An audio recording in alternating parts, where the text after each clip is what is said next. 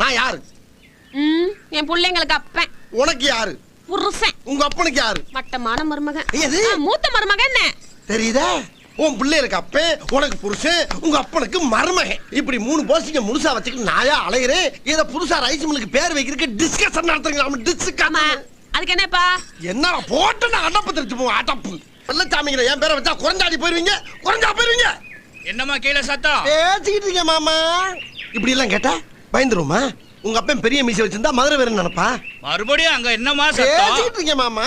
திரும்ப திரும்ப கூப்பிட்டா மிரண்டுருமா? மெதுவா பேசுங்க.